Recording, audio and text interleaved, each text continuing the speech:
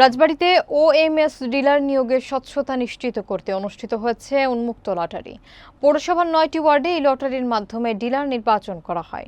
বিস্তারিত থাকছে বাবলু শেখের প্রতিবেদনে। পৌর শহরের ৯টি ওয়ার্ডের একাধিক ব্যবসায়ী ওএমএস ডিলার পদে আবেদন করেন। প্রার্থীদের অংশগ্রহণে এবং উপস্থিত ব্যবসায়ীদের মতামতের ভিত্তিতে উন্মুক্ত লটারির মাধ্যমে ডিলার নির্বাচন সম্পন্ন করা হয়। লটারিতে প্রতিটি ওয়ার্ডে নির্ধারিত একজন করে ডিলার নির্বাচিত হন। এ সময় অনুষ্ঠানে উপস্থিত ছিলেন রাজবাড়ী জেলা প্রশাসক সুলতান আক্তার, পৌর প্রশাসক মাঝহারুল ইসলাম, অতিরিক্ত পুলিশ সুপার আবু রাসেল, সদর থানার ভারপ্রাপ্ত কর্মকর্তা মাহমুদুর রহমান, কৃষি কর্মকর্তা এবং স্থানীয় ব্যবসায়ী নেতৃবৃন্দ। জেলা প্রশাসন সূত্রে জানা যায়, খাদ্য বান্ধব কর্মসূচি বাস্তবায়নের স্বচ্ছতা এবং জবাবদিহিতা নিশ্চিত করতেই উন্মুক্ত লটারির মাধ্যমে ডিলার নিয়োগ প্রক্রিয়া সম্পন্ন করা হয়েছে।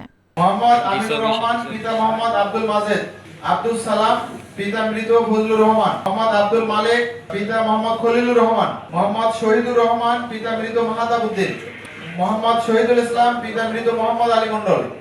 সুন্দরভাবে শেষ করতে পেরেছি। আপনাদের সবার সহযোগিতায় জেলা প্রশাসনের উপর আমরা ভরসা রাখবেন। ১ নম্বর ওয়ার্ডে আমাদের ডিলার হিসেবে নির্বাচিত হয়েছে মোহাম্মদ রুবায়েত হোসেন। ৪ নম্বর ওয়ার্ডে মোহাম্মদ আব্দুল আলী পিতা মোহাম্মদ আব্দুল জলিল। ৫ নম্বর ওয়ার্ডে হচ্ছে মোহাম্মদ আরিফুল ইসলাম রোমান পিতা মোহাম্মদ আশরাফুল ইসলাম। ৮ নম্বর ওয়ার্ডে মোহাম্মদ শহীদুল ইসলাম পিতা মোহাম্মদ